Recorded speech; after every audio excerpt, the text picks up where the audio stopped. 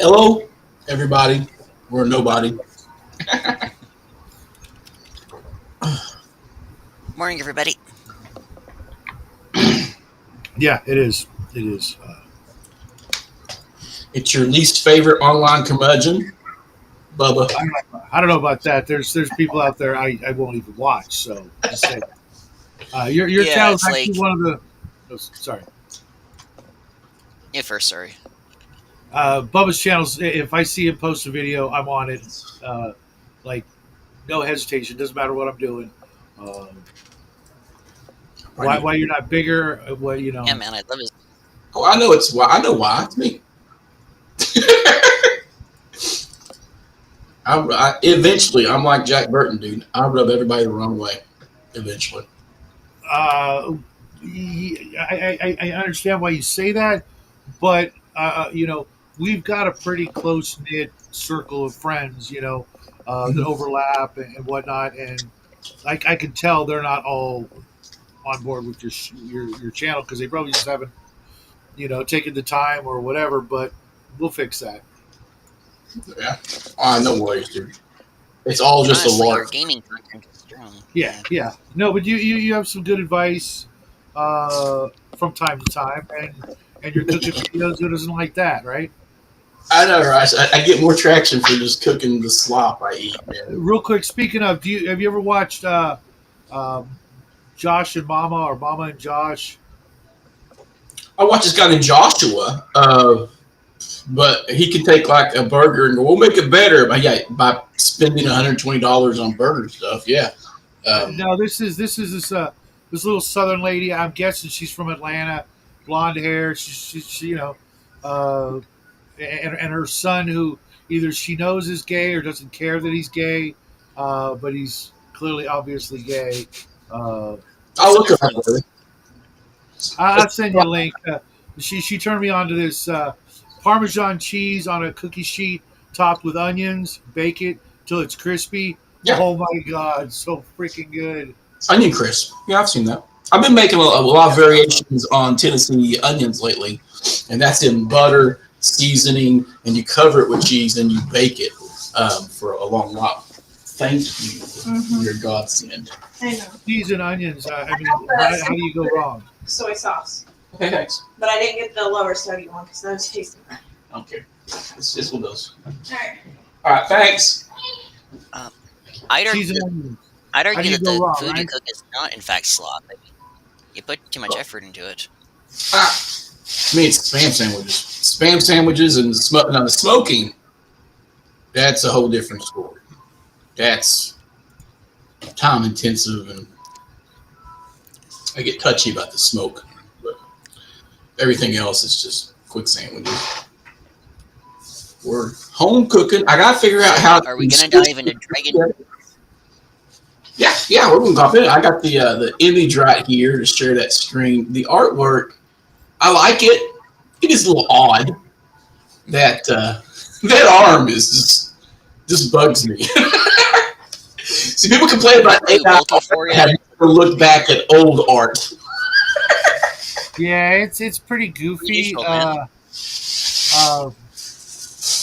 I don't know who was doing the art back then, and why things have changed so much. Where that was like they saw that one, yeah, cover material. I'm like Material. I can I'm I like can actually yeah. answer from an old Timcast video Last back in the day. page, shrink it down to about 1/8 size. Last page, maybe. Just You guys Um, transfer, right?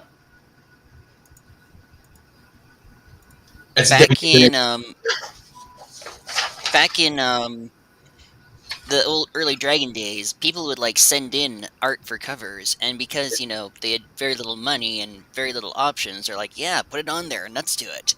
I'm actually in the minority here, where I actually like that it is bizarre looking and it is silly because this makes my mind just go places. Because like it looks like he's on an artificial place, this plain purple flat plane and this weird dingly thing growing out of the ground. But part of me wonders if this is actually just a really inhospitable planet. Oh yeah, that's some sort of mutant, and it wasn't Trampier. My bad. Covers by Bill Hannon. Hmm. I don't Uh, remember Bill Hannon's name from anything, Yeah, honestly. never heard of him. I've seen a little bit of his art in Dragon. Trappier, whatever. I love his stuff. I mean, Wormy, come on. Yeah. Which is going to debut in this issue, so you'll be very happy there. I was very, very happy, along with all the other stuff, but we'll get to that later because it's at the end, isn't it? Hmm.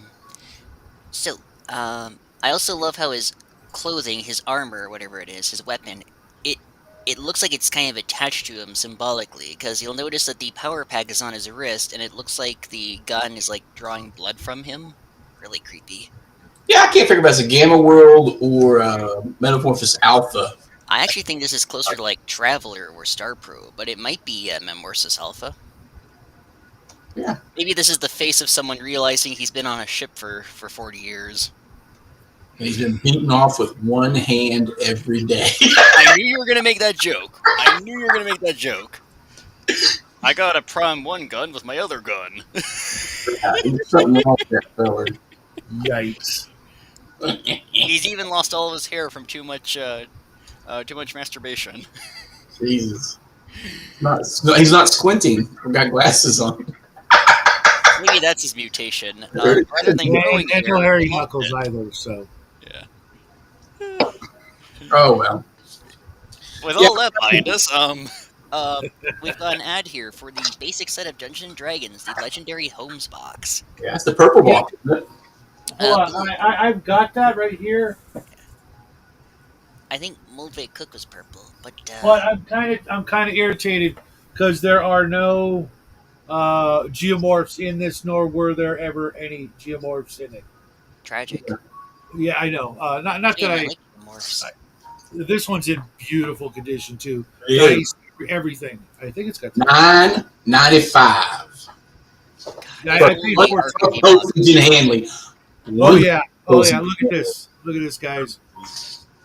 If Not only this- original dice, but someone went to the effort of coloring. I don't know. It's really Nice. bright here, Yeah. but they Little bit, I colored can see the the one. one half, the blue, the green, the orange, and the freaking razor sharp caltrop.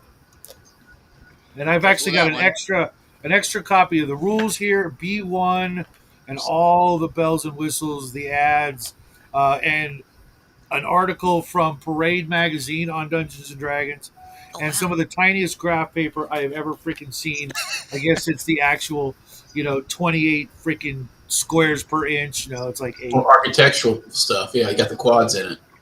Yeah. Yeah, it does, and some regular graph paper. Another article from another newspaper, and the Imagine magazine, Dragon magazine, subscription form, just all kinds of extra stuff that I got with this. Nice. The TSR mail-in things, just no geomorphs. Yeah. I know I can get them, but I don't know that I would use them. I saw something recently that I really liked the idea of. I don't know if it was you I was talking to, Bubba, about it, but there's some 6 and 12 and 20-sided dice that have little dungeon geomorphs on them. Yeah, we talked about that not long ago. Yeah. And I'm Yeah. seriously thinking about getting those just because in a pinch. They're nice, but bear in mind, because there's only 6 sides, you're gonna get a lot of repeat stuff. Well, So there's unless one you're that's playing- a 12 and one Unless that's the a dungeon was 20. made by like Door. Yeah, that 20 side die. How 20 big might is suit you that 20 better. side die? I don't know, but it's got it's not just the rooms; it's more like the theme of the room. The 12-sided die is Got words in it. dungeon geomorphs. The 6 is also, but I figure if I throw, I take one of each and I, I'm using that, I'm going to get all kinds of, random crap, and if I throw in weird angles like they did back in the day, there was some weird, like, angular hallways and things like that people used a lot.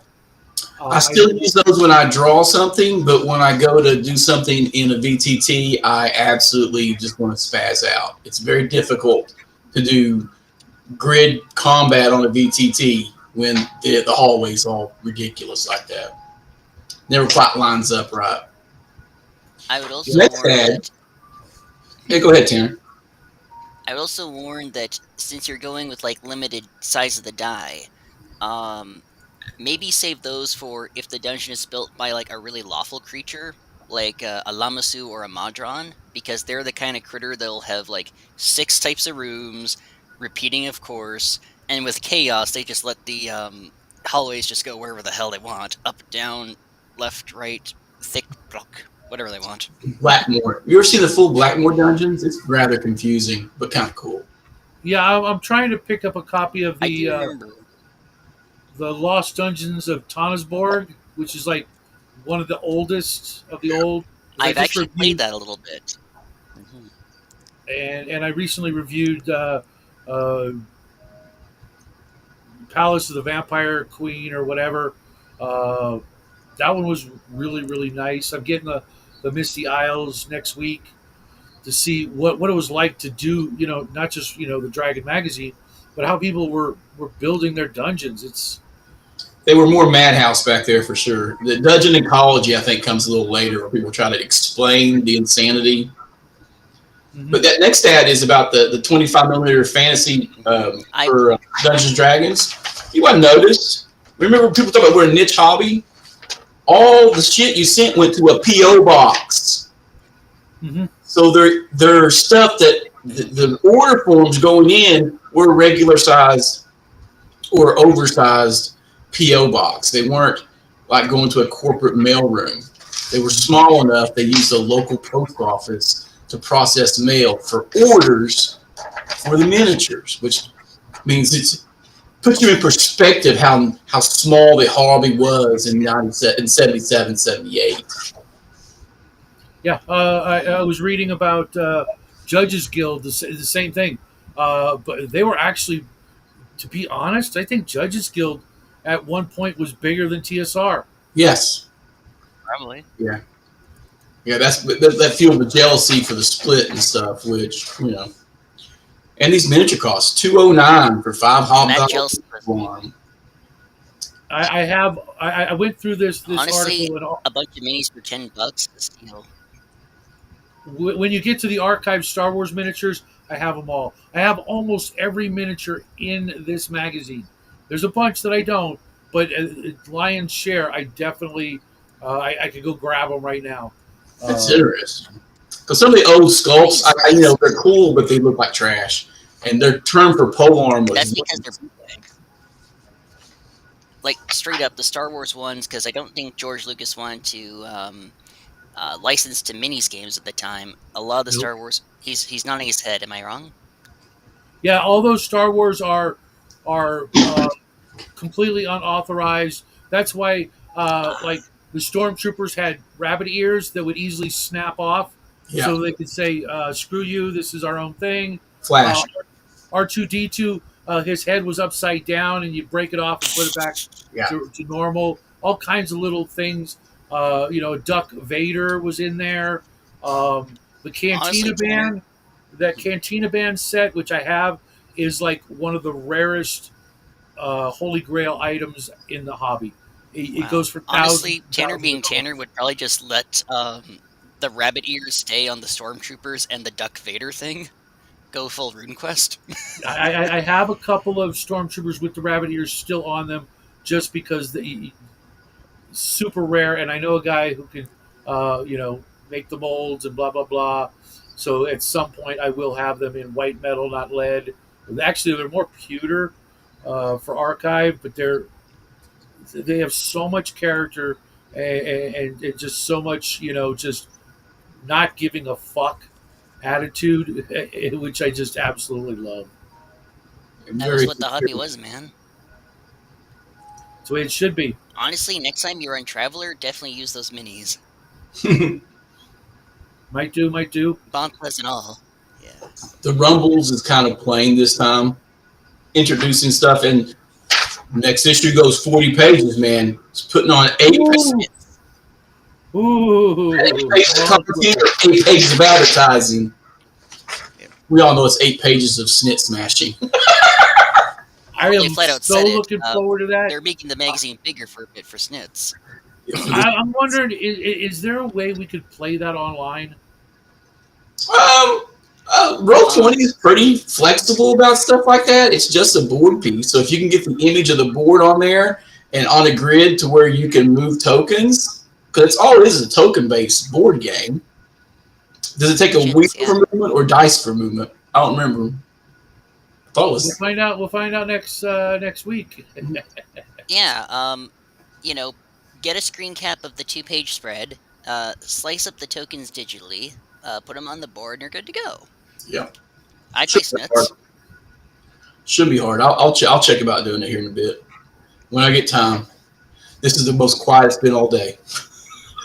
Carter is sleeping. We can tell you look exhausted. I am exhausted. It's my default setting. Welcome to old age, my friend. That is the default setting. I am surprised I don't have Fletcher. I thought I was supposed to have Fletcher all week, but I think my other daughter is is either taking pity on Dad since I got a 6-week-old, or she's just doing other stuff. I know she's just been all over the place. Now this article here, it's worth a read for any DM, Indeed. and I love the artwork. Same. And it's I by love this, Gygax. So for some people, that means more than anything else. It's the word of Gygax, therefore it's scripture or something. But varied player character and non-player character alignment in the Dungeons and Dragons campaign. I prefer to have everybody rhyme in the party when it comes to alignment, but I've been in parties with mixed alignments, and I've played in evil campaigns. Yep, same here. He played a West Marches style before West Marches was actually, I think, a thing. And Robilar did play an evil fighter who didn't like playing with other players, right? Robilar is canonly lawful evil, right? Or chaotic. I don't remember which one it is. He was at least evil when Geary was running Village of Hamlet. I think he wiped that place off the map, but he's good aligned in the module. Probably Really? as a quiet fuck you. That's weird. I can't remember if he was a chaotic or a plot. I think he was a chaotic fighter. Yeah, I was wondering about that because isn't this mostly still pertaining to White Box, and White Yes. Box didn't have the 9-point alignment. Yeah, it won't be until Dragon 10 or 11 that we're going to get an ad for the Monster Manual. I don't think they really had.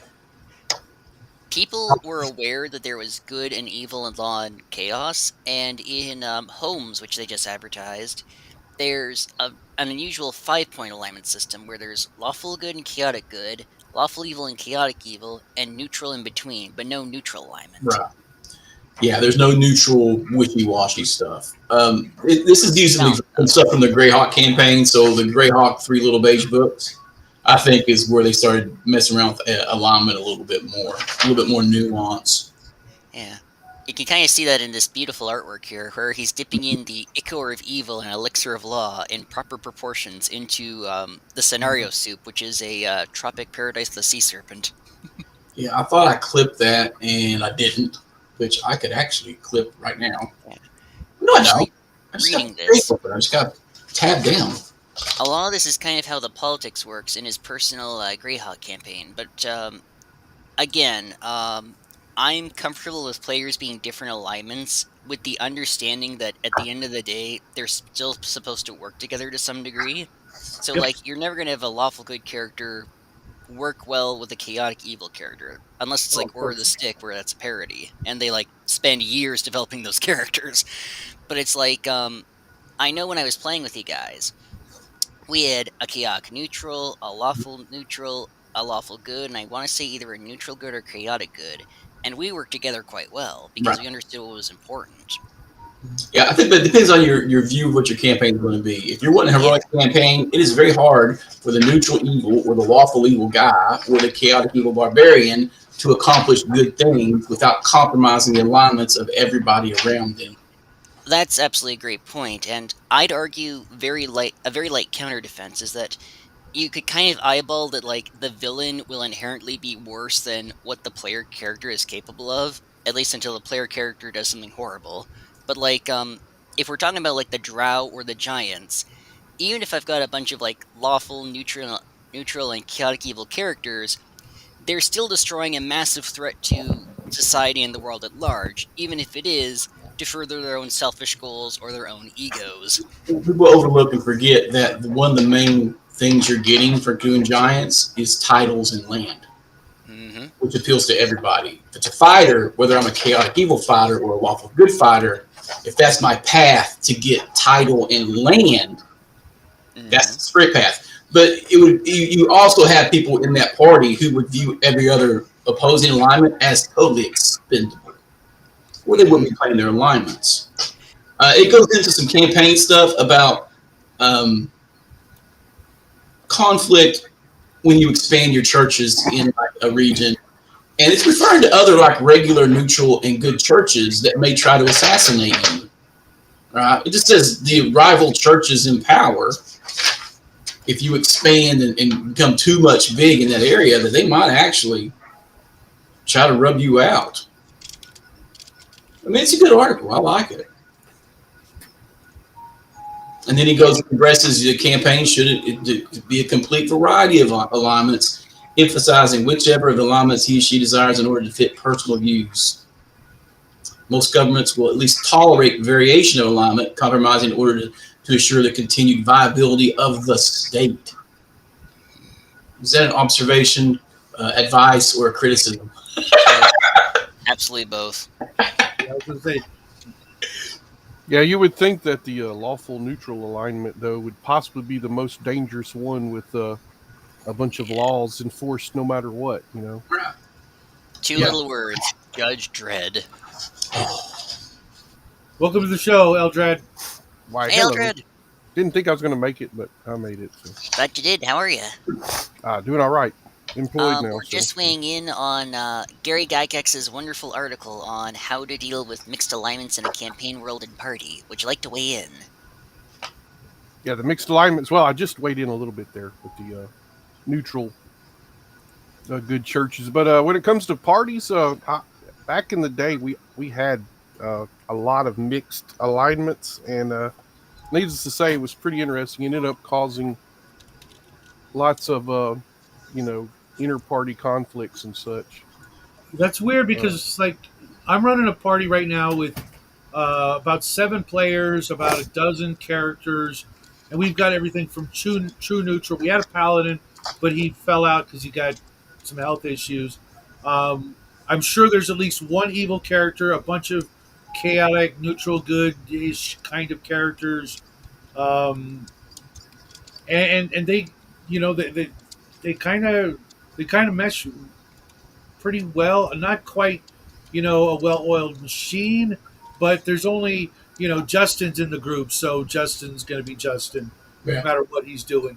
But even he, works toward whatever the goal is that night, and he's got some kind of evil tendencies, but the world's a rough place to begin with, so he, he's no worse than. He's definitely not as bad as the things they're fighting. You know what I mean? He's just that guy. He's just like Justin. Yeah, I like that. Now, if something comes down to experience, and I've had videos about it, right? That if the guy who's not played in your group before shows up and is a chaotic neutral gnome, bard, XXX, they're there to shit on your day usually. And Justin's done none of that, nor has anybody else. They're all working together, doing the things, and looking out for themselves, but also willing to work together. So I think it's an evolution of the hobby kind of thing where back in the day it was brand new. Yeah, and a good chaotic neutral. He was just reckless, and like your quintessential I venture for wealth. And then you have chaotic neutrals who just want to play out chaotic neutral because they want to be chaotic evil without the evil tag. Sure. You get a lot of those people. And when you're online, you can't vet your table 110% all the time. So you'll run into that over time, and it'll jade you pretty quick. But I've not seen too many people play proper lawful neutral or proper lawful good. They always backslide, which I'm fine with that. It's just a game. But when you're being totally chaotic as a lawful good, you're going to have some words. And I think another big Yeah, this factor. would be like the standard for most adventuring tops, right? I'm doing it for the best reasons, but I don't like structured law, and you're not going to tell me what to do. So chaotic good, that beatific view, right? Like that Doctor Who alignment, should be what most players play, but they don't. They put neutral good or whatever the requirements are to be whatever class that they want for all the extra abilities. Right before they lose those abilities. Yeah, I would say the Losers alignment. should not be actually taking their spells away as a deity.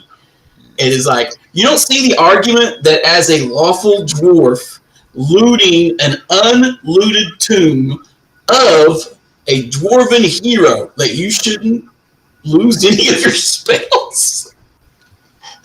Well, At I the could very see. least, I you mean, first. if there's like, take this example, if said dwarf, was entombed Um, with some very powerful magic item, that might be the only way to stop a new look, evil. I have to go by. All right, later, dude. Oh dear. Okay, that was quick. That Yeah, was you see what I'm aggro. saying? If I heard that. That was aggro. if you needed to, have that particular dwarven hammer or whatever, he's not using it anymore, and your god's kind of nudged you in this direction to go retrieve it because it's not doing the world any good being buried with this guy for 1,000 years.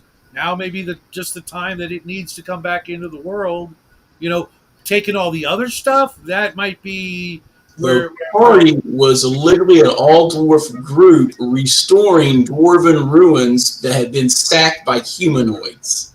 And they're in a fallen temple, and this tomb hadn't been looted because it was sanctified, and the undead wouldn't go in there. So the lawful cleric can then bust the door down, smash the bones, and go, "It's not undead. Is that magical? I'm taking the hat." Yank.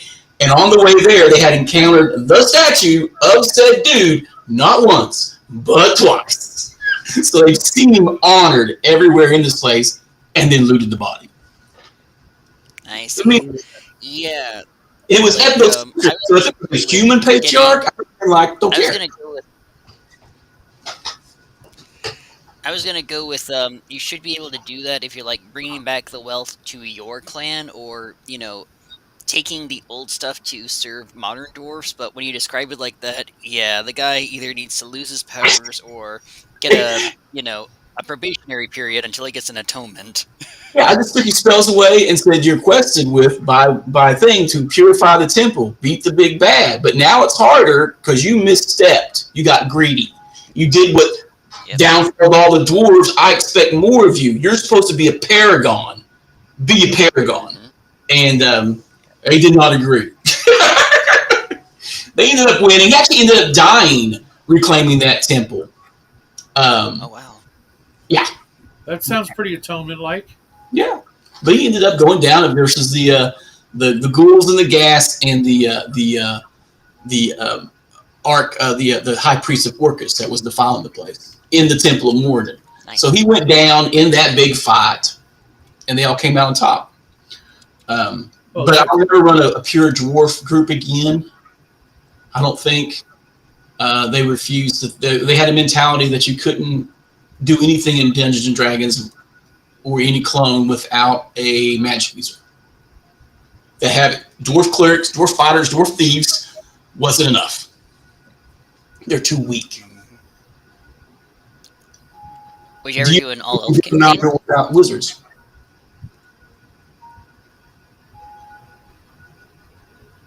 I know it could be done. Yeah. But I rarely have an all this or that party. Yeah, I like theme groups. I think it's a good mental exercise, and it's a great opportunity for a huge role playing exercise. They just want to distinguish yourself amongst your peers. Yeah. So it's hard mode. I did it. That's bragging rights. You think you can't do this without these? Prove you wrong. I think the problem is more clerics. Just have a lot of clerics. When we were young, we had a friend of mine had this campaign. It was all Hobbit thieves, and every one of them was named after a different soft drink. Oh, dude. Oh, I love that. Stealth campaign. That'd be fun. That'd be rough. Yeah.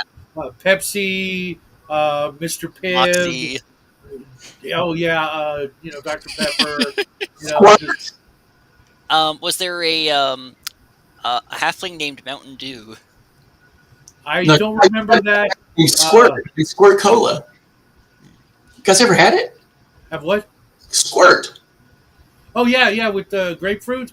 Yeah, it's grapefruit and some other citrus. Yeah. Yeah, that's literally my favorite soft drink, and the Ruby Red is even better. But there was RC for Royal Crown. Yeah. I think for a bit there was a dwarf in the party named Werner for Verner's I don't ginger remember. ale. Oh, yeah, it came about ginger ale. I know what you're talking Because about. it had a little dwarf guy on the friggin' as their little mascot, if you will. Yeah, that's hilarious. I find that hilarious. We had a halfling group one time, and it did not end well. They wanted to tank everything. I'm like, what? Play your strength. I take that back. They weren't all thieves. I think they were multi-class were allowed, but I think everybody had thief in them because Dr. Pepper was like a cleric. There was an assassin. I don't know if that was Pepsi or not. But yeah, it was fucking. That's the one thing about the demi-human theme group. You're going to have to edit anything published because their level progressions are going to be stunted, and they're going to get into a situation with level 2 2s, 3 3s, and they should be 5 to 6, and it just gets rough. They're very versatile, but if they go back to the standard habit of stand our ground, don't do this, don't think outside the box, they're going to die. Sure. Horribly. Yeah. Speaking of dying horribly, I wanted to die when I tried to finish the Finzer family. I just couldn't do it. I'm gonna. I just noped out. I'm not gonna lie. Not do it. I just noped out. I'm like, I didn't enjoy it enough the first time around to go for a double feature that was twice the content. Just like I don't care. It's like over half the magazine. I do care. It's just it's too much. It's like I can have like the most beautiful Thanksgiving dinner, but if it's like 3 tables wide and only us 3 or 4 are eating it, it's like, I'm sorry, this is too much. I can't eat anymore. It's lovely, but no. I'll take that challenge. But no. That's an all-day attack, dude. That's an all-day thing. Get some more. As long as there's deviled eggs on every table, I'm there. Nice. Uh-oh. We have a whole separate discussion about deviled eggs, because I don't know what deviled eggs are on the West Coast, but I know what they are in the South. It's pretty simple: mayonnaise, mustard, bacon bits. That's it. No paprika, no Dijon. Whatever mustard you like, whatever mayo, and bacon bits. Black olives occasionally, but most people don't like that. I didn't hear that. I didn't hear that. Another triple page ad for miniatures, and it's got those miniatures you're talking about, dude. I have almost everything on that triple page. Huh? I have almost everything on that triple page. That giant, whatever the freaking Tuscan Raiders walk around on, I've actually got an extra one of those. Those are Banthas, I think. Yeah, Banthas, yeah. Everything on there and other stuff you won't see on that ad. I should do a spread of them because it was glorious. Archive was one of the most gonzo freaking miniature companies. They had Elric, they had Grey Mouser and Fafford. Around? What? Do they still exist or do they go under? Oh, they went under a long time ago, but I know the guy who's got most of the molds. Actually, I know 2 different companies that have most of the molds and miniatures available. Like I said, Conan, Star Wars, Grey Mouser and Fafford, Elric, Looking at historicals, Vampirella and Dracula, Werewolf. Nice. Just So pretty much all the stuff I put in a campaign. Right. And everything that he had absolutely no right to. Zero fucks, As you dude. should. But I think there was probably more punk rock when they started the company, more DIY, more like sue me. Because it still says hobbits everywhere. And now it's become lawful neutral. Yeah. I don't know if I would apply neutrality to companies anymore. I think they definitely have lawful evil being. Yeah, lawful evil. Because profit over reason, profit over harm done, right? So the most basic concept of good or evil is how you respect life. Life is irrelevant next to what I want. Yeah, and encouraging people is to cut body life parts is more off. important Yeah, than not really good. yeah. I'd say lawful evil. Make no mistake, I do appreciate, a lot of what these guys did. I still know that there's no company that is your friend and there's no company that is my friend, so to speak. Right. In the past, I think that might have been a little different, but when they went transnational and when they get to a certain size, all that stuff. At one In my point, every class when I company went you to know school, they said, would give sell me you reason to rat do poison. this, but don't quote legality. That was actual assignments. Ignore legality. What is best for the company? Hmm. And I'm like, that's a very internationalist mindset and not a nationalist mindset. And that's why companies will just let go of thousands of workers who've given all to the company to reduce cost by not even that much. You can count the number of CEOs that'll take a price cut or a payment cut for a time, just so they can keep those guys employed on a hand, and Right. that's true. Herman Cain being one of those, a few others. A few The others guy who used to run Nintendo they're passed looking away. for the future, right? They're looking for the share to jump, so they won't take anything while they're doing all the stuff needs done. But they're looking towards non-taxable income in the future, right? Hmm. Uh, Thinking at the margins is what I call it. These guys would sell you rat poison if they could do it legally, and I don't mean for We have. rats. We have. I kind of miss cocaine in the Coca-Cola, even though I've never had it. And pepsertain in the In the Pepsi. Coca-Cola, I would drink it. I gotta know. It's funny you mentioned that when I was making up my very first villains and vigilantes character of myself, that's how I got my superpowers. I was working. My character was working at a convenience store, and the boss told me to go back and get some Coca Cola from the back room and put them on the shelf, in the cooler or whatever. And I drank one, and it just so happened to be the old timey Coke left over from God knows when, and that's how I got my superpowers. When Oh did they wow. stop putting cocaine in Coca-Cola? 100 years ago, something like that. I don't know. I don't know. I should ask my grandma. I mean, my aunt, because we still own stock in Coca Cola. Well, that's a good. They are ruthless about getting your dividends to you. That's for sure. Couple toppling governments to keep the price of sugar down. Just saying. Yep.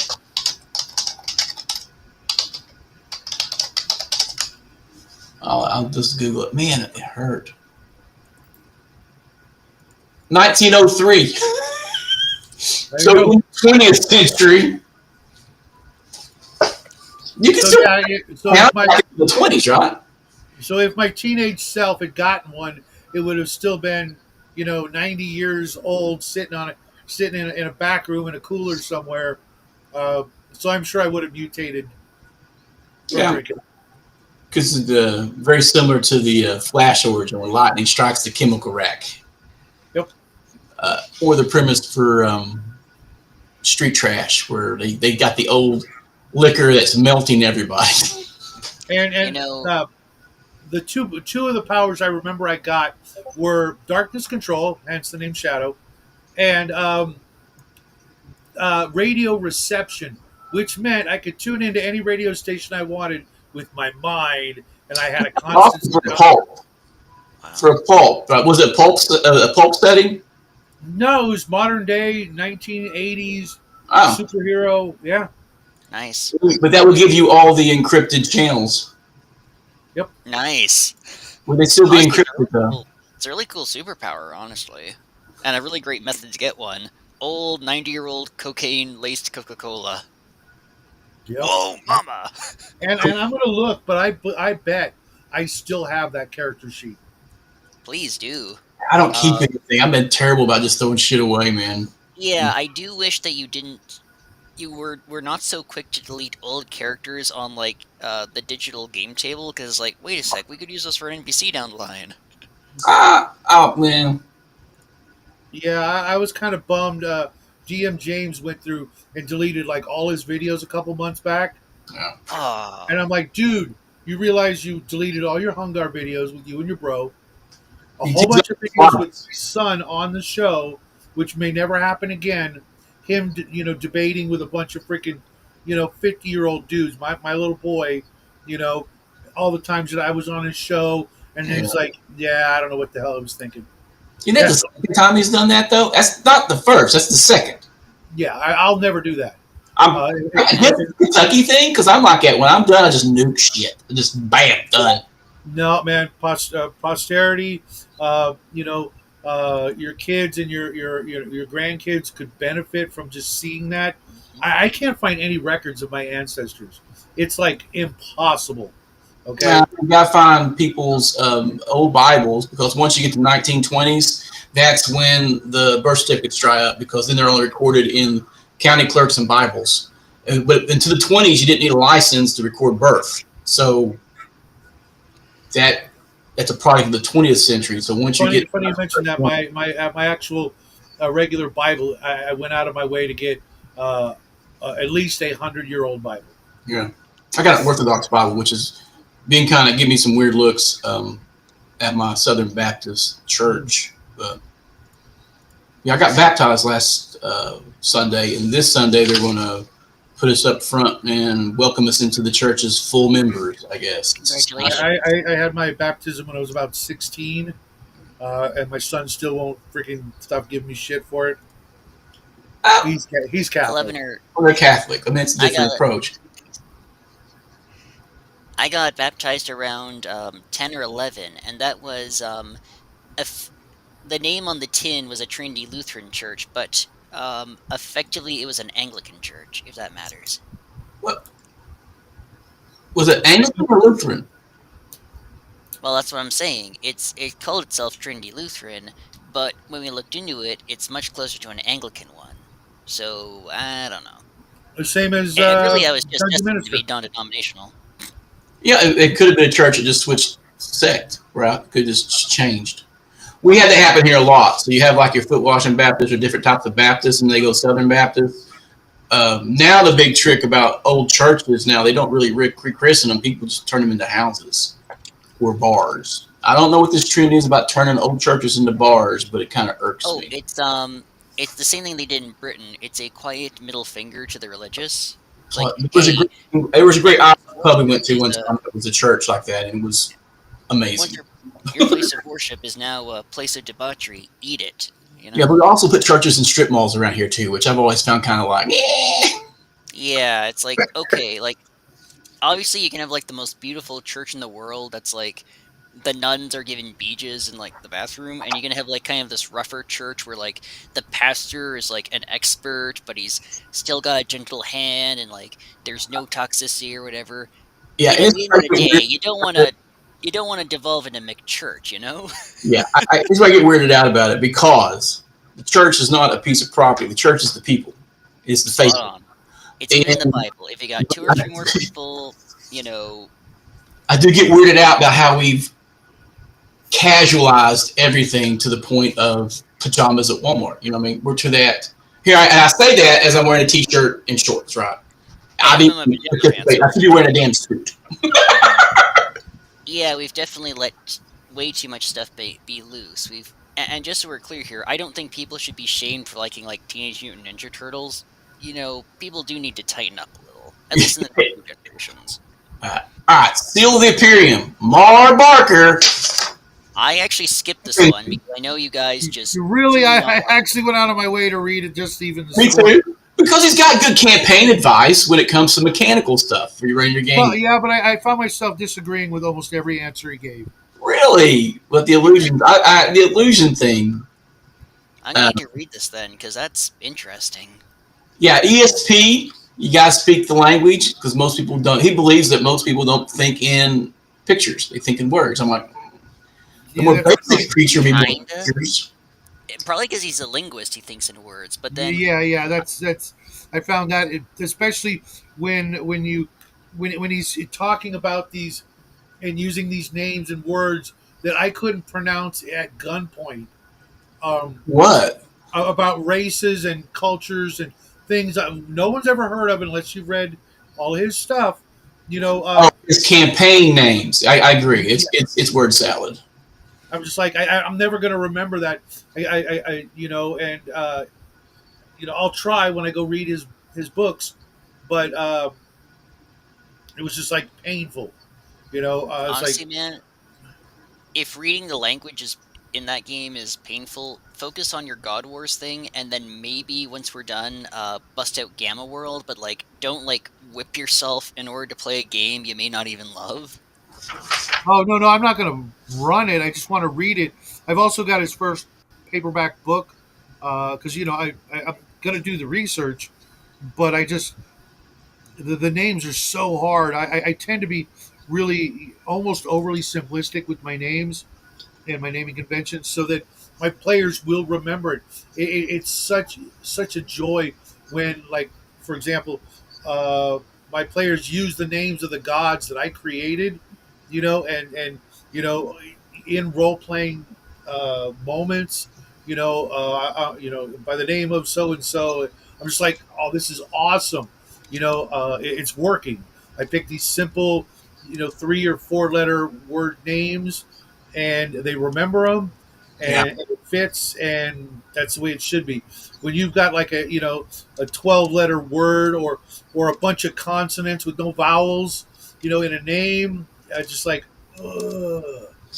I usually copy paste those into my threads in my games, and we all have a chuckle, and we mispronounce it on purpose, and it gets changed. I remember that. Yeah, it's all fine. How Garyon became Gary, and I'm just like, man, nuts to it. It's a I nickname. kept stumbling on that, and Merrick, the cleric, became Mary. The Virgin Yeah, Mary that's Mary great. Gygax. This is a very religious focused stream today. Mainly because of Lord of the Rings. I'll just be honest. I start reading Merr. Mary. I get it now. Okay, so instead of Mary, it was Gary. Oh, that's clever. I didn't even realize that. And Oh, then that's he made characters rhyme just like yours. I thought, yeah, okay. Plus, when you're playing, we just keep it moving. I know full character names is essential for immersion, and we're just having fun. yeah. Also, Yeah, for Takamal, if you're gonna read the novel and the rule books, obviously look up like the proper pronunciation and stuff. But to start with, just pronounce it how it sounds or yeah. looks. If you think I it's could that, make fun it's of a that. lot Until to you mispronounce explain it. words. I'm more likely to use my Silmarillion method. Oof. The first letter of the name is the name. Gotcha. If there's more than 26 different characters, I'm checking out. Yeah. All right. Bloom has a great article. Yes. It really appeals to me because I like old westerns. The And I fact should know. Yeah, but me too. I'm a huge Boot Hill guy, but I was reading it and I'm thinking, okay, these guys were mostly dead when he wrote the article. Not really, but close to. Um, He's so the much. only name I recognized was Lee Van Cleef, Mhm. but all the history of the actors and the TV shows, etc., was absolutely awesome. Head on. Indeed. I'm pretty sure Like, a lot of that went into the Boot Hill game. oh yeah, like so much of Boot Hill is a celebration of the Western film and the Western TV show and the Western whatever. From the Mhm. silence to just around when the revisionist Westerns were taken over. Um, like, I mean, the special abilities are stuff like half penalty if shooting from horseback or double the length of medium range while shooting. Like, it is clearly made with just absolute love. And getting to learn about some of these old megastars who I've never heard of before, deeply, deeply appreciated. Yeah, so I've watched over half these shows and serial. Nice. Just Really, wow, I can't even see funny. that. If you Shame want, that Brian Bloom's lack of business expertise and backstabbing has colored his legacy because he could write a great, great article. yeah, this is good. For would you prefer Boot Hill or Wretched Country, Shadow? Wretched Country. Wretched. Now that is the Eastwood era spaghetti western Ford, and this is all inspired from the Roy Rogers Yes. era of I western. would Yeah. say Boot Hill, but my first go-to Western to run Boot Hill through would be El Topo, so take that how you will. I don't recognize it. Acid Western. Oh, okay. What's an acid western? Is that An Acid Western is more of a really wild, introspective, trippy sort of Western movie. I mean, that As would blend a lot of stuff in the 70s. A lot of it. yes, that is El Topo, the mole. That's close to Eastwood. I call them Eastwood, but that was like the darker westerns. That's Spaghetti Western is more like Plenty of hard edge food. western, acid western is more like the desert is a living dream with a lot of blood. You like the Chinese westerns then, where they're doing like their version of westerns in the deserts and stuff. I didn't It's know the kind of, Chinese did westerns. Although I am I growing up. used to do a bunch of westerns and they're awesome. So they're all kung fu westerns. Awesome. That sounds like fun. Yeah. Something I should I know just is that this I is almost done. Sorry, this is part 2 of an article. Actually, this is actually from the strategic review days. So I think at some point we should look through those 6 strategic review episodes. Yeah, I couldn't remember where the part 1 was either, and I don't remember covering it. I was Let like, me see. Like, yeah, that's because it was in the earlier magazine, the Prototype of Dragon. In fact, keep talking. I'm gonna see if I can find it. yeah, the special abilities he gave all these guys, they all have like 3 to 6 special abilities. No penalty for wrong hands was ambidextrous. Must use sharpshooting rule and must fire at gun, arm, hand only. So some of these guys never shoot to kill. They're always just shooting guns. right. Well, that was part of the Roy Rogers era. Yeah. Because they knew a bunch of 8 to 9-year-old boys were watching it. You don't want to hear your little Jimmy in the backyard headshot. Die, scum! Back then, and I'd also like to point out for let's see here, Tom Minks, never smoke or drink on screen. Always promoted, good stuff, and he was an actual policeman in real life, an actual ranger. A All lot the of these guys abilities had short very of D, and I think A, B, C, D, and E. Otherwise, power. a lot of these guys had very, very interesting lives. That's something that's sorely missing with Hollywood these days. They have no life experience whatsoever. And I grew up in the days of Audie Murphy and things like that, where these people they did some shit. Now they were acting because they'd seen all this other crazy shit to color their method acting, if you will.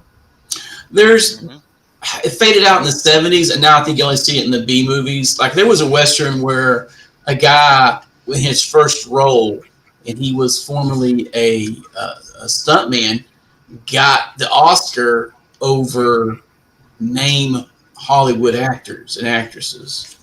I don't think it's The Last Hard Men. I think it's something. I like old westerns, and there are like a half dozen or a dozen of these westerns that were the best of the best that the studios tried to bury. Yep. And I've been trying to watch it. Last Hard Men's been hard to find without having to pay for it. I'm just being. And real quick, when it comes to Wretched Country, I've never seen a greater, more dedicated, more thoroughly researched love letter to the Western in my entire life. So spaghetti Western, yeah, for sure. Miguel, I would have never guessed that he had, such an appreciation for that sort of thing. He's a complete cinephile. Yes, When he does a genre book, he goes 110%. And even as the what I got out of it. I'm sorry, go ahead. No, I'm interrupting. I'm very bad about that. Bees, what was the movie you were looking for? The Last Hard Men. I did a search the other day, and it wasn't like it was behind a paywall everywhere. I was like being cheap. There we go. I just found it for you, and I'm linking it to you. Oh, cool. And Wretched Country, page for page, Boot Hill is less than 100 pages. Wretched Country is over a couple hundred, and there's just so much more to it. You know what I mean? Including all the different kinds of adding horror and things like that. Whereas Boot Hill is the most bare bones Western game out there.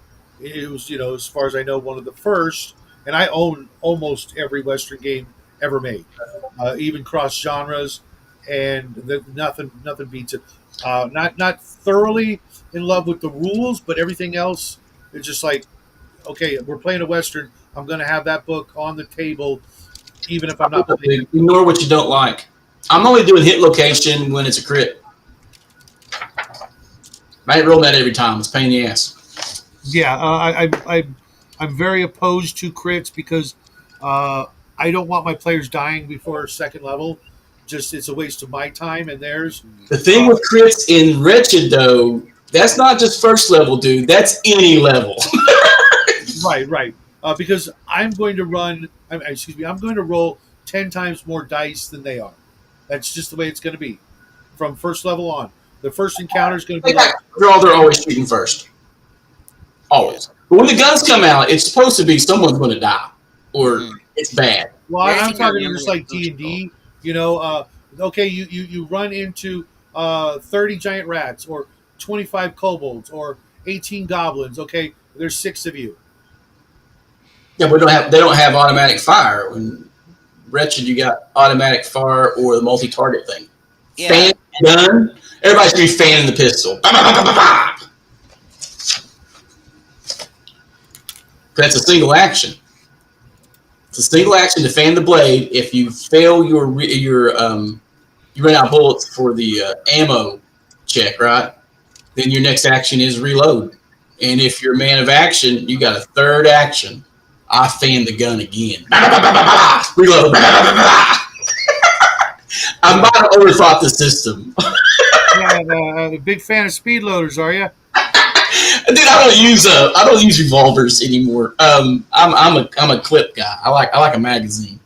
Me I too, should but also note that with at least Boot Hill, the thing to remember is that while you could roleplay with it, and it was designed for that, it's really first and foremost a quick skirmish game. yeah, oh, absolutely. People are supposed to go down fast. Yeah, that's where it should be. Yeah. The only thing we're not going to turn this into a Wretched Country Boot Hill conversation. We can do that some other time. Yeah. Tombs and Crypts by James Ward. If you just love throwing dice instead of assigning stuff in your crypts, or you're just kind of desperate for ideas, this is good. This is actually not bad. I don't think, because it's specific to Tombs and Crypts and not the treasure table. Mhm. Did you guys I think notice that in one roll, I forget which one it is. If you rolled 100, if you rolled a double odd, 100, there's 100,000 freaking gold in Yeah. the crypt. And then you roll again. OD&D, man. You needed that money. Well, you find a treasure hoard. So you find the rare, like the tomb with all the terracotta soldiers. You found the honey pot. Yeah. Mhm. Well, you found the most corrupt government official who took it all with him. Or maybe they left all the really valuable stuff under a nobody, so nobody would go and loot the tomb, not realizing after 1,000 years everyone's forgotten. So your PCs are like, man, this guy must have been important. Yeah, and think about some of the shit we found in Egypt. You got full gold sarcophagus, and they've yet to find the tomb of Genghis Khan. Good Lord, no was piled in there. Yeah, I have no problem with that. It's just that over the years, it started with Second E. If you go into the treasure table, if you compare the treasure table from 1E to Second E, the numbers are identical in the percentages, but what you get was cut in half in 2E.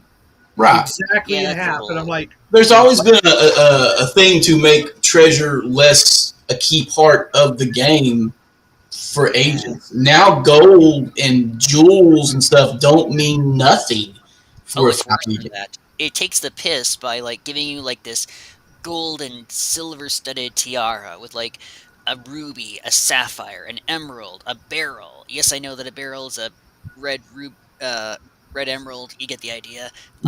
Some other a topaz, and it's trimmed and beautiful.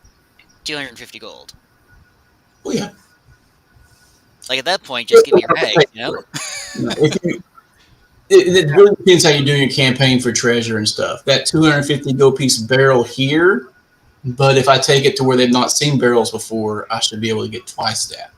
But I only give XP for what you bring out as for the mechanical list, right? What you sell it for, what you can con people, or if you use it like a 250 gold piece bill is different. But that minutia for the types, I kind of ignore that based upon region. So that dwarf game I was telling you about, the dwarves were known for certain types of gems, right? So they had tons of blue quartz. For every 10 gold piece gem was a blue quartz gem. And same way with sardonyx and turquoise. So these were the most common gems in their mines. So the shit was everywhere. It was their $10 bills were these gems. And the jewelry was always incorporating those gems. So you have like a golden crown. It's decorated with the best semi-precious 10 gold piece gems, which are like 50 gold piece gems. But there's so goddamn many of them, right? It's the best. I did it by region. Should it always be a hodgepodge of different types? Mhm. But in a two, maybe. Speaking of $10 bills, and I hate to hop back on an article, but I wanted to say this before we moved on. People tend to forget how much Dungeons and Dragons takes from those Roy Roger westerns as well. Mhm. Because like people are like, okay, what era is this? Because it says medieval, but this tech level is clearly 15th century, except they're using more primitive weapons. And the answer is it's a western frontier town. There's saloons and taverns. There's you know, nameless strangers coming into town on horseback. There's you know, you're freeing up the land from bandits. You're freeing up the land from wild critters. Like, if you want to understand D&D, obviously read Appendix N. Obviously, you know, get in touch with fantasy history, but also watch a shit ton of westerns. Yeah. Yep. I heard you. But back to tombs.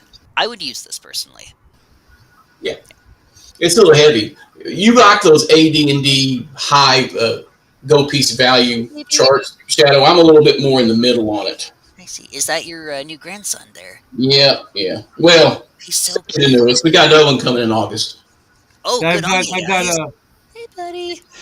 I've got a nephew's kid. I don't know what that makes me to him. Great uncle Second cousin. Probably coming over this afternoon. He was born around Christmas, so he's just a little squiggly guy. But I'm looking forward to that. This is one of the few family members, or that particular branch of the family is uh, upperly mobile. He's a cop, and they finally got married. They finally had their first kid, and they were always really good to Jackie. So I gotta reciprocate in every way, shape, and form. Well, it's a grandnephew. My bad. nice. Okay. Okay, I was thinking it was a grand. I don't know why. I've been having to go through the cousin, second cousin, first cousin remove things or Yeah, whatever. I don't know any of that stuff because I don't have any family on my side and haven't since I was a really little kid. So it just never was an issue, and now I have to learn all this crap. I think you'll make it through. Oh yeah. Means you can make them future victims in your adventures. Lol. You know, little guy That in would be- yellow there. Was it Carson? Was it Carter Daniel. Carter? Pardon me, Carter. You know, in 10 years or so, the man holding you is going to put a pit trap in front of your elf. I hope you know that. Cute little guy. The Saurion Behemoth by Dragon Tooth. Yes, that thing looks awesome. Very proto warrior. Dragon Tooth is one of the only companies I never got into. I don't know why. I started learning about them about 20 years ago, and I'm like, I missed that boat. Yeah, that'd be a hard one to pick Now up. we've got an ad for Elric and All the World's Monsters, both from Chaosium. I never played the Do I have? game. Down the line, we probably should. It'll be fun to see who rolls the Melnibodean sorcerer priest with a rune weapon and his assassin buddy, and who rolls the short pygmy with a spear and the leprosy-induced bum. Of course you do. Of Mind course. you, this is BRP, so as long as you're using your skills and rolling properly, you will level up not level up, but you will get better very quickly. So the gap does close, but it is one of those kinds of games. And And I I'd say looked for the up. better. I looked up all the world's monsters, and they were hole punched on the side. I don't know if they were actually bound.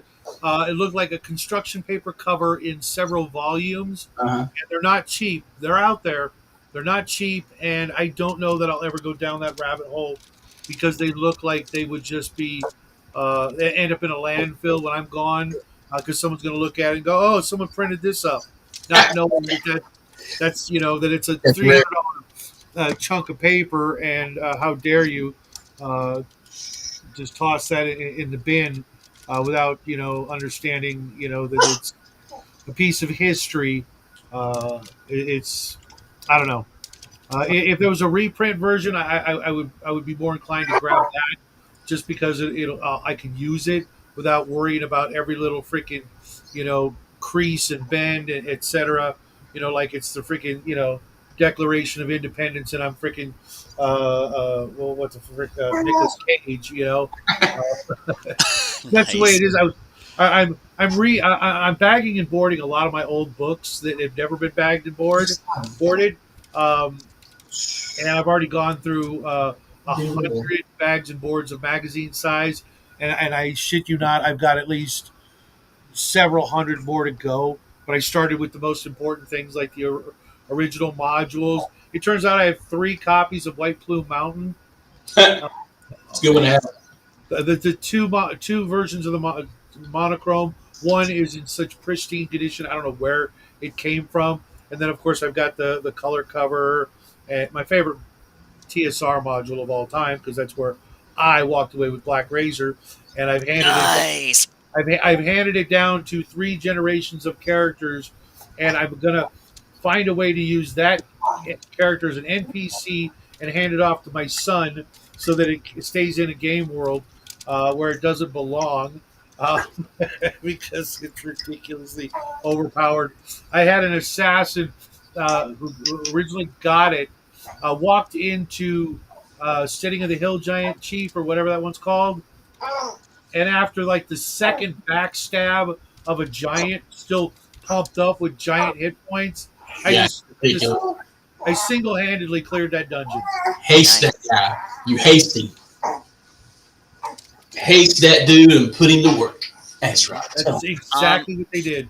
It's not Uh, quite the same thing, but I know in my Saturday night OSC game, hey fellas, um, a lot of us are worshippers of the sea goddess. So, well, we're doing and we've done White Plume Mountain.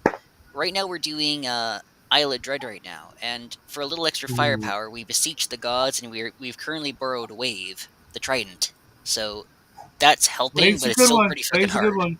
Yeah. A buddy of mine, Mike Dimart from Married with Gaming, in OGGM's game, got Whelm, even though he's a human. So now he thinks he's a dwarf. He's running around with freaking Whelm, and I as soon as he said that, I'm like, I called dibs on Black Razor, and a couple of sessions ago, I found a glowing black short sword, and I'm like, are you pulling a fast one on me? You know, because he was in another. I was in another campaign with him where I kid you not, like three combats in a row, my bastard sword broke, and I had to get a new one on a fumble. And I'm just like, that's not how bastard swords work. Sorry, I hit a guy in armor, and my bastard sword shattered. Well, what are you fucking retarded? That's not how it works. I've got one right here. I guarantee and it's a Pakistani kind of piece of crap. I guarantee if I go and if I go hit the lamppost out here, it's not going to shatter. It might bend, really badly, but sorry, probably What's my wrong, fault. little buddy? Probably the voices. I guarantee you, if I fumbled with that sword, it's not going to shatter. You know what I mean? I'm just like, that's not how things Yeah. work. I will say this: you and bees are probably gonna love Stormbringer or Elric if we ever sit down and play it because well, I mean, okay, he was just hungry. I was thinking it was that. He kept going for your chest there. There you go, little buddy. Eat up. I have like almost all the books for Elric and or Stormbringer. I'm not sure which one it is. They're uh, I have a little problem with the game because I know how it ends. I've read the books. You Yeah, know, it's like the best thing and the worst thing about that game is that everyone's gonna die in exactly 5 years, like Warhammer Fantasy. Actually, we could play Warhammer Fantasy instead, because then no one likes the end times, so we can say nuts to the old times.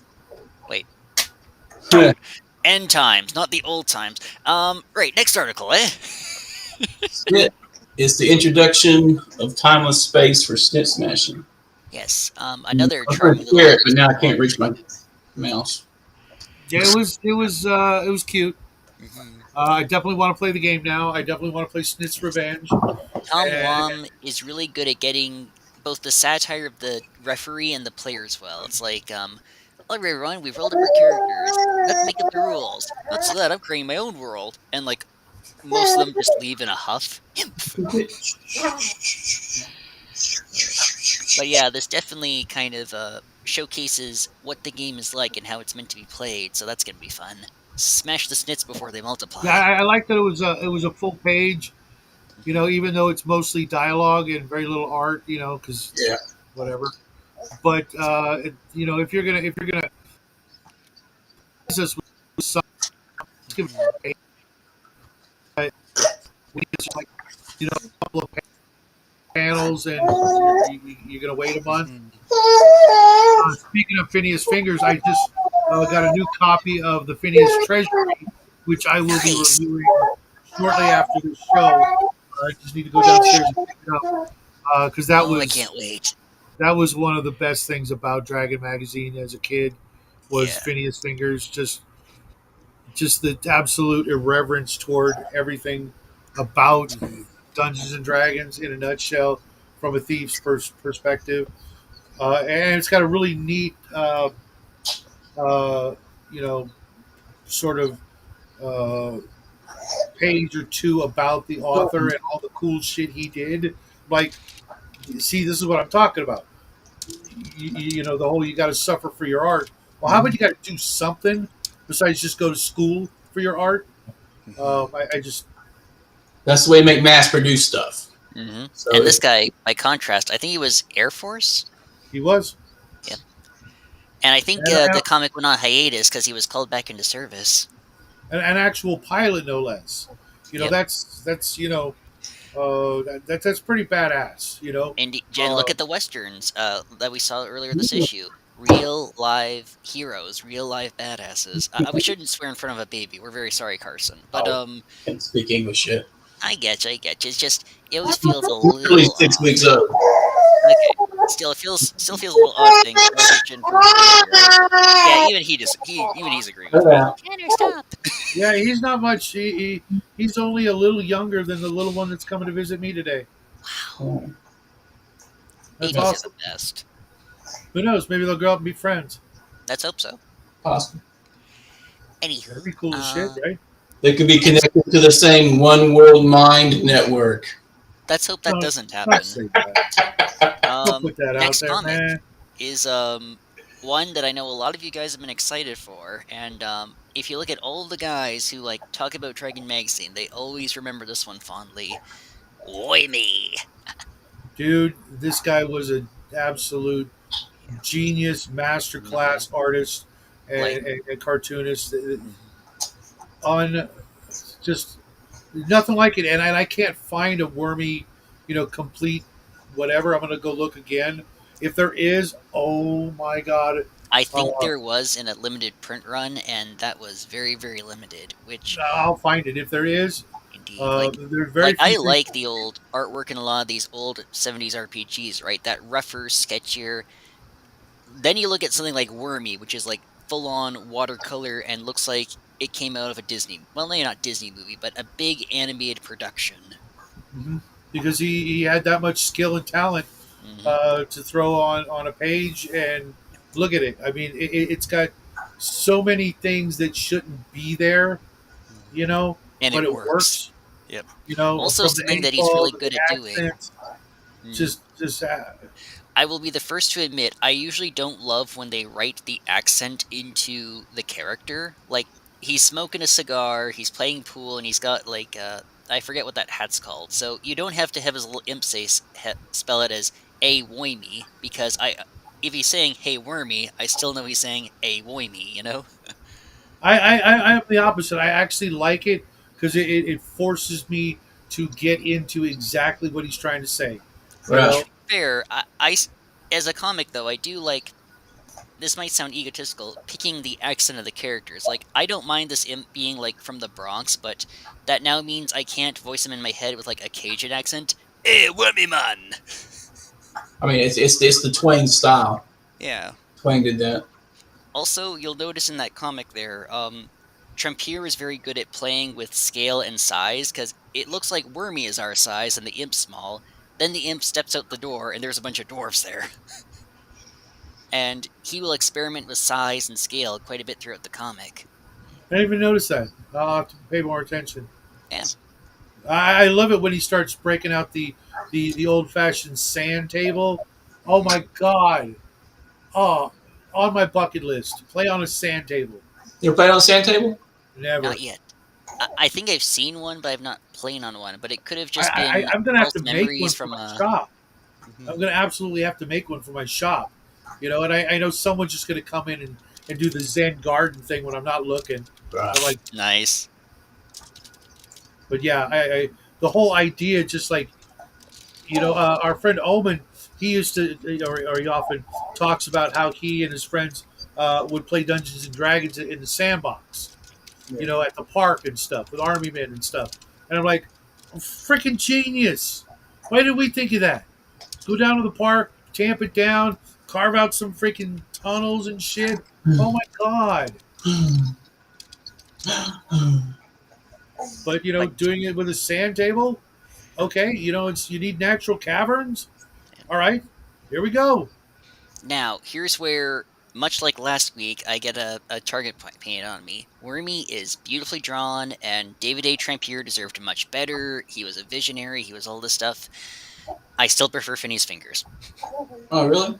Yes, because while the artwork in Wormy is much better, this one, I'm a bit more, at least for now, I'm a bit more engaged in the story, as goofy as it is, and I do love that it's got a lot more kind of twists and turns. Like, here we can see, if we get that on the screen there, him kind of explaining the problem with the halfling to his modern style mafioso boss. Wait, actually, no, I'm ahead of myself. He's explained to his mafioso boss what happened, and then realizes the kids didn't wear boots, and he had hairy feet.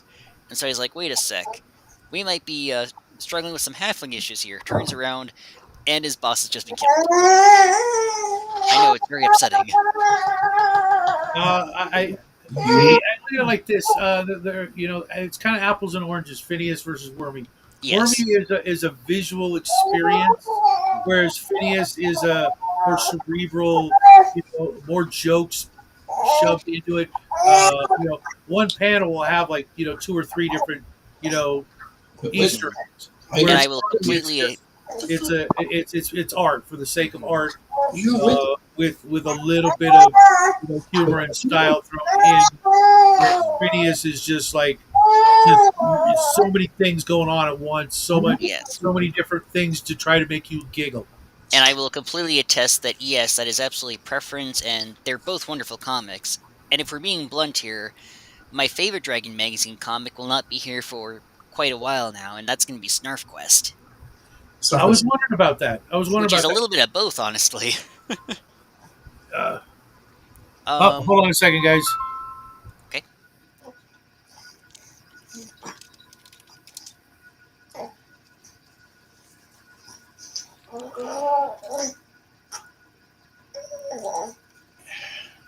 I know. You're not eating. You're not eating. Yep, it won't be until 83, and we're on 77. Issue 75 that Snarf Quest is going to hit the scene, but it's going to be well worth it when it does. And I can already imagine the fun we're going to have taking the piss out of Pinsum. Are you going to eat or just kick it out of your mouth? Maybe it's going to be like that. He's back. He just woke That up. was Hungar, of all people. Wanted to know about my God Wars, so I told him I'll call him back, and he'll be in the chat momentarily. He said he didn't get the notification. No surprise. Oh,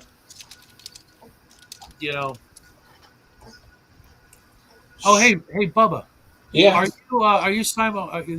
you doing this simulcasting elsewhere? Yeah, YouTube and Rumble. Good for you. I didn't schedule it this week, so it didn't get notifications like it does ahead of time. Okay. Yeah. Keep I doing thought the I Rumble did. thing. Facebook is a waste of time. I went over and looked because I've been streaming on Rumble for a while. I'm getting like sometimes up to 30 views, which I mean, I know it's nothing in the Yeah. greater scheme of things, but for me, getting 30 views on a Rumble thing that I don't even pay attention to, that's kind of awesome. So keep doing it. It's easy to get drowned out on there. I'm not sure how to tag it properly, I guess. Hunger the Serverian just joined, and I think Carson's got another fan. Look at the baby; it's only little.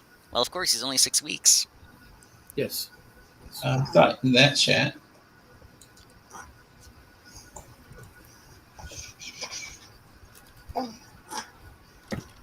Joined where?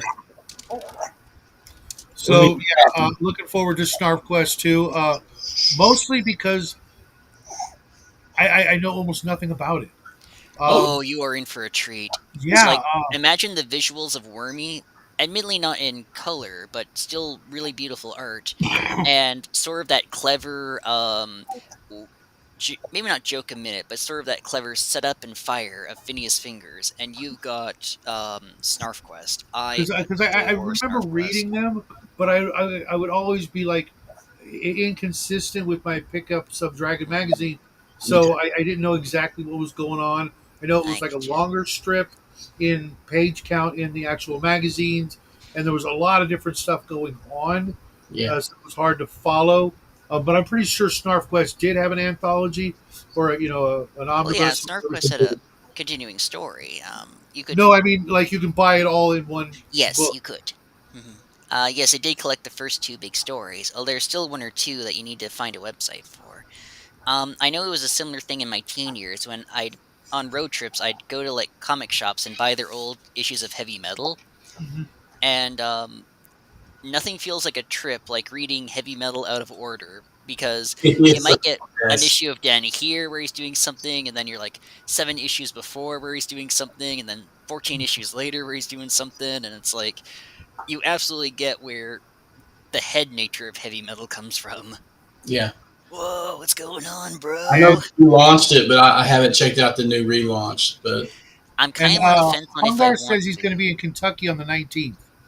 he'll be down in Bob's state, though. I'm on top of state. I'm sure you guys can meet in the middle. Depends. I always have a. This is every day, 5 days a week now. I would bring the little one with me to meet. Just to shake hands, dude. I'm just saying. I know. I go down to Harlem once in a while, but I don't like I used to. I used to go down to Harlem for. Do you hear that, Hungar? You're gonna have to do all the driving. Oh, that was a big idea. So, You guys finishing up- got to meet, dude. Finishing up the mag, we got some ads for Gen Con South with the little Confederate soldier with the mustache, articles for Ralpartha, Star Empire, and then a orange and white blank screen. What was your opinion on we Dragon missed 9? a couple of things. Oh, yes, I did. The Star Empires, whatever that is. I'm gonna actually try reading that. But what was the other game? Because I'm getting a copy of it one way or another. The one that's got that Star Lord character but ripped off by Excalibur. What the hell was it called? Excalibur Comics? Or... No, Excalibur games. Okay. I'm Like afraid I don't Xenon know. or something. Hold on, Did you want more or not? No. because I just got a message from someone who might have one available for me. Speaking of reading and running games, It's called Quasar. thank you. Okay. And the version I'm looking at is complete. It's got like a 16-foot long map. Oh, Crazy. Dude, I gotta have it just for that. Just wallpaper my ceiling. Sorry, little one. I get excited about this. Yeah. It might be time to call it. He's in. yeah. Yeah, we'll give our final thoughts and then we'll finish her for the day. Yeah. I liked it. It's always fun trip down memory lane of memories I couldn't have had because I was just too damn young. If I had gotten a hold of this at 10 years old, I wouldn't know what to do with it. Always, I definitely had more fun discussing it with you two and Eldrad very briefly, because this might actually be my least favorite dragon so far. really. Yeah, There's yeah, yeah. good stuff in here, make no mistake. It's nice to have Wormy join the crew. It's nice to have more Phineas Fingers. The tomb is nice. Learning about these cowboys is nice, but it's too much of the magazine is eaten up by that story, lovely though Yeah. it is. The worst story ever. Yep. It Mhm. there's not enough that I would use, like the sea stuff in D&D I would use a Oh, lot, but Tombs Yeah, is more even situational. the Mar Barker stuff was interesting, because I Mhm. disagreed with almost everything.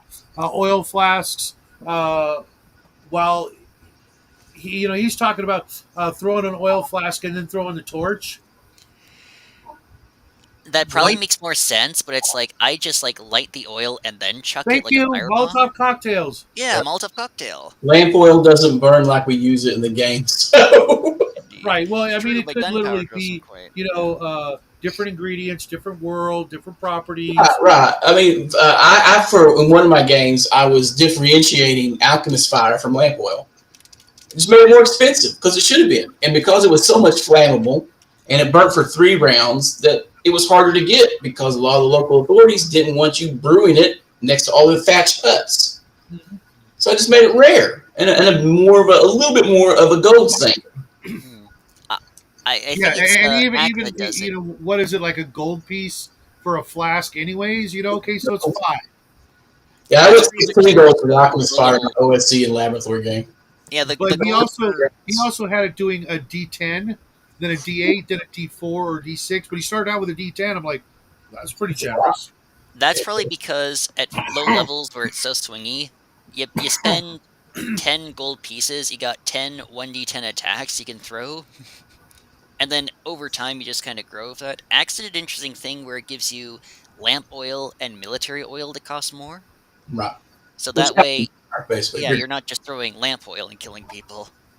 And when I was doing the alchemist fire, I was actually toying with the idea of making dragon fire, Ooh, inspired from Martin's crap, right? Martin's So crap, nice. Yeah, The because sad thing is that there's so much good powerful. stuff in those books, but it's mired by shitting brown yeah, water. because even just pure gasoline, in a container like this, or bigger, as a Molotov cocktail, is So, not going to burn for 3 freaking minutes and kill somebody. yeah, It's you going to need diesel incapacitate them, and screw them up. a coagulating agent. Is what you need. Right. It's not going to do what we've always thought it would do, or allowed it to do in games. It's got to be something much more potent and, because for the most part, you just take off your jacket and it's done. You know what I mean? Yeah, Hmm. It's like, oh, I dropped my cloak. All right, oil's not doing anything, right? I mean, unless you get hit square in the face or something, and even then, it's just gonna be a slow, agonizing incapacitation, and then you can, coup de grace them, after everything's settled down. It's not going to be like, there's a pile of ash where the orc was because you hit him with a flaming oil. where's my calendar? But yeah, this one, Whoa, they can only get better from here, and I'm sure they will. wow. But you gotta read through the Council of Elrond before you get to the good stuff. And I even argue the Sure. Council of Elrond's pretty good. I mean, they mentioned Tom Bombadil. You know what I mean, though. It's a 100 freaking page chapter of Yeah. that could have been summed up in, the 8 minutes tops that it was in Peter Jackson's movie, and he did a fine job. Eh, I don't know. With Tolkien, the thing with fantasy authors is that they prefer to do with 100 words what you could do with 10. It's just part of the genre at that point. That's fair. But then I'm also well, I don't like bulky I- prose, but I do like that willowy poetic language. At least when it's concentrated. I'm just gibbering at this point. Bees, what did you think of issue number 9? Didn't like it. Like over half the damn book was a story I couldn't stand. Yeah. and it might poison me for Greg Mauser and Fafner to Mauser since he's a co-writer. I don't think that'll be the case because there's more action and intrigue and adventure, and it's I've read Fafner to Mauser, and I'm just like, I was never a huge fan. It's good, but it's not. oh, I'm a huge thief, rogue, scoundrel fan when it comes to my fiction, as opposed to the big burly fighter or the wizard. Uh, it's just it's a lot of fun. I know why you were so grumpy now. What? I heard him just feel his diaper. He was constipated. Yeah, we'll let you take care of that there, boss. Fine for a minute, but the introduction of worming, I think, is a turning point. The articles are good. It's showing a side of Bloom that people don't even think about because they get back to the bad press and later years actions, and they're like, these guys are People need to understand about the TSR guys.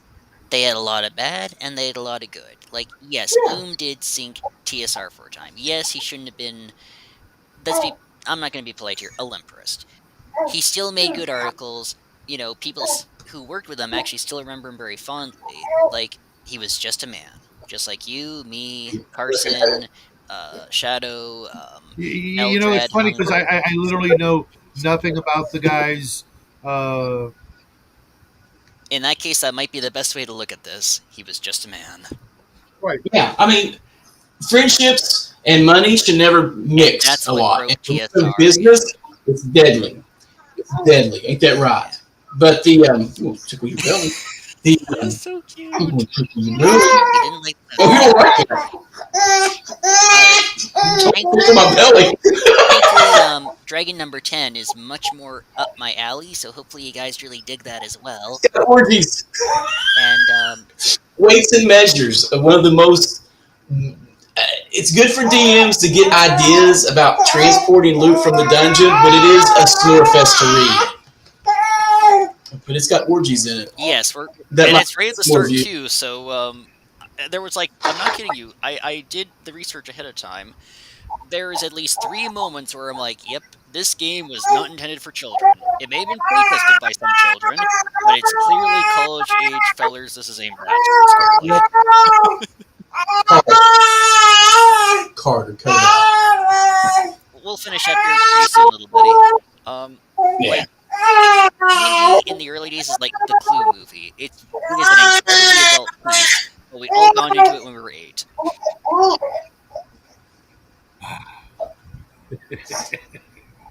Okay. I'll have to change the Alright. sneaky button. Any final thoughts, fellas, before we finish up for the day? Let us know if this was helpful. If it wasn't, keep it to yourself. Or give constructive See criticism? you next Thursday. Yeah, you can always get something from something. Yeah. One final question. Understanding that the God War is taking your priority right now, will Gamma World be afterwards, soon, or... It'll be concurrent. I just I gotta finish the solid rules. Of course. Once the God Wars is going to start mid-April, so about 3 weeks from now, and in order for that to be done, I got to do all the paperwork, etc. And once that's done, it'll just be a matter of scheduling, my time so that I can take care of that on Sunday nights and get the report out on Mondays. And then the little time I have left, I will be doing all the other things and opening up a Gamma World game. Not sure exactly when, because I got to find out, who the players are and what they want to run, and then I, can start working on, what I think would be the best, approach. Not like set up the adventures. I'll let the players do that, but set up the approach of what the world's like, the town that they start in, what's nearby, and go from there. Yeah, I'll be letting the dice fall where they may before I pick my mutant type. Although, one last quick question, or pure string type. Will mutant plants be playable? Absolutely. Yeah. Yeah! I might play one of those. Carry them in a plant box. We'll carry a plant. Yes. And I may even look at the robots slash androids if someone wants to run a robot. May as well, I don't dude. have I don't have a problem with that. Terminator. Everybody's got their own weaknesses and flaws and advantages and motivations and hold on. I've got all the modules to pull from for ideas and additional rules and things like that. So yeah, Awesome. I'll I'll see you guys next week with Dragon number 10, or 2 weeks from now if someone's busy. You guys take care. You get it back in there, bud. adios.